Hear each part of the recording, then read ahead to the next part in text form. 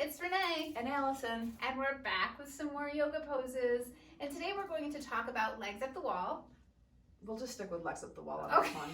I'm pretty sure it's Viparita Karani. Not positive on that one, so legs up the wall. But that's the thing about yoga, none of it really matters. It's all just because it feels good to yoke, to bring together the mind, the body, the spirit, and friends. Absolutely. Yay! So legs up the wall. I often teach legs up the wall in class, and then it's always one that I send my students home to do as well. And they often tell me that they don't have a wall at home to practice. So Allison's also going to show you variations of how you can practice this pose without a wall. Yeah, which I think is super cool. So the contraindications for this, or the things to remember, is that if you have any blood pressure issues, you want to be really, really, really careful to move in and out of this. If you have significantly high blood pressure, maybe leave this one out, or check in with a yoga professional that you work with. I think would be a good idea. So I always make sure that I have something for my head. I have cervical spine issues, and so it's just a thing that I do not do legs up the wall without support for my head and neck. And it can really just help you to become more comfortable anyways. Yeah. So I've got a wall here, and everyone thinks, oh gosh, how do I get so close to the wall? Well, you want to scoot up nice and close. So sit sideways against the wall, bring your hip as close to the wall as you can, and then slowly rotate. And then, again, this is one of those things that you don't overthink, because if you overthink it, you're not going to get there. So you just bring yourself up, and you can even scoot up a little bit. We'll bring the blanket in, and this is the first version of legs up the wall. And sometimes if this feels a little strange with your hands flat, you can actually bring them into your belly. Feels a little more supportive. I'm gonna bring mine back down because this gets into the shoulders and the arms, and it feels like a really nice stretch here because your spine is flat. And does your head feel supported? Your neck feels relaxed? Yeah, it does. And it definitely wouldn't if I didn't have the blanket. And there really is not much space between Renee's bottom and the wall because of the way that she got into the pose. But even if there is a little more space between your buns and the wall, that's okay. Maybe you don't want your legs going straight up and you need a little bend in the knee. Do what's best for your body. Good point. So from here, you can take the legs a little wider if you'd like. And you can hang out here for a little bit, if that feels okay. This is a weird position to be in at all. And then we're gonna take, maybe you'll bring the right leg in, a little variation of tree almost here. And we'll switch legs. You always want to try to do both sides equally. Keeping your balance. And from here, this also is one that my students say feels really good to just rock side to side here, getting into the sacrum. And anytime you draw your knees in towards your belly like that, it can be really good to help with your digestion as well. If you're able to bring your thighs all the way to the belly and rock side to side, it creates a little bit of a massage for the internal organs. Good. I'm telling myself good. Doing great, Renee. That's what happens when a yoga teacher instructs a pose. So from here, I'm going to take my legs back up again and just notice the difference from when I first brought them here. And you can stay like this for 10, 15 minutes. But the thing to really, oh, there's one more. Two more. Lotus, or goddess pose, and lotus, or easy pose as it's sometimes called. Looks great. And then when you come out of this, you want to slide your legs down, and you really come out slow. It's very, very important. So you're going to end this the way you started. So you're going to slowly roll to one side. Let your equilibrium balance all the way out. Breathe, and then press up.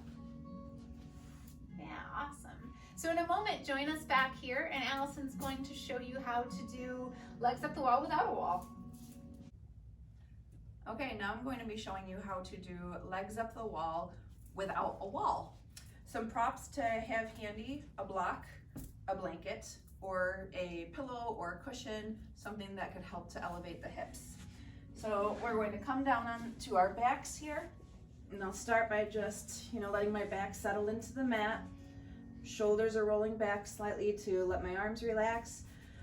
With the feet pressing down, just lift your hips slightly to either place that block beneath the back, and that's going to go right at the base of the tailbone, right at your sacrum. You'll know where that feels good and where it doesn't feel good. Absolutely. Use the spot that it doesn't hurt. Yep, so I'm just adjusting my shoulders, rolling them back, and the block is going to be at a place where it feels comfortable that you would be able to lift your knees up. Now, if the block feels like it's going to be a little too much for you, replace it with a blanket, a pillow, a cushion, and I think that's what I'm actually going to choose today. You also, so with this, obviously it's lifting my heart, so my heart is above my head, so again with the blood pressure, you have to be mindful. You could also place another blanket right beneath the head if you choose. Would you like one? I would, Renee, thank you. I happen to have one. That's Hang delightful. on, it's not straight. Okay. All right, feels good here. I'm just gonna set the block aside since I went with the blanket now. All right, so drawing the knees in. Again, making sure that your lower back is comfortable, neck is comfortable. Simply extend your legs up. Voila, you are in legs up the wall without a wall. Now another option here, of course, you can bend the knees, you can let your legs sway. Bend your knees so that your fingers can grab onto the big toes. Let those legs rock side to side, and that's a little version of happy baby pose. Or another thing I like to do, I usually save this for the end of class, just before Shavasana, as it's a great way to let the body wind down, relax. This is a wonderful, wonderful thing to do at night before you go to bed, especially, or even not even waiting before bed, but when you get home from work, if you're on your feet all day, this is just a great pose to let all the blood flow release from your feet, let it drain down your legs, just let your body relax, really. So with my legs extended here, again, I'm going to extend my arms up as well. And if you close your eyes, just start to wiggle those fingers and toes. See if you can literally have that be the only movement in your body, just simply wiggling the fingers and toes. And slowly start bringing that movement into the wrists and your ankles, slowly moving them around. Let that drop into the knees and your elbows. Just bringing the movement to the body a little bit at a time.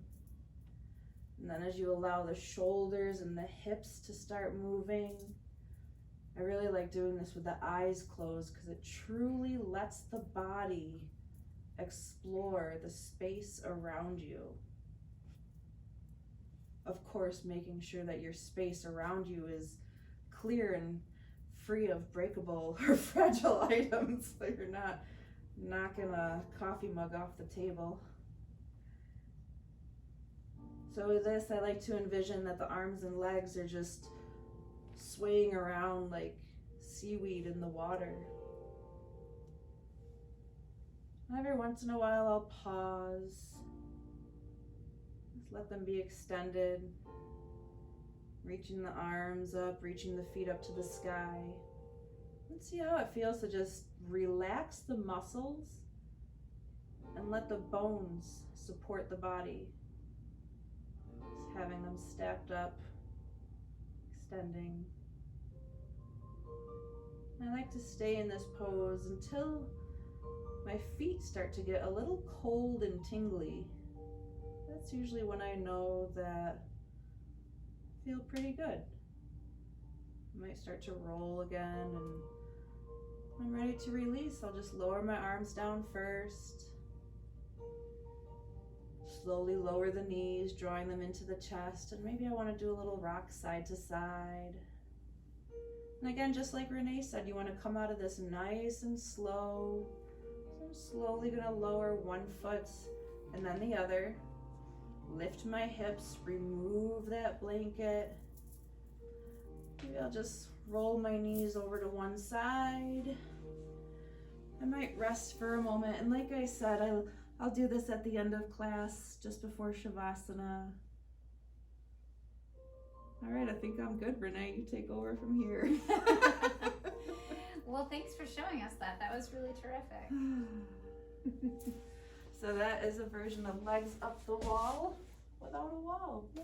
Thanks again for joining us, and we'll look forward to sharing more videos with you soon. Thank you. Namaste. Namaste.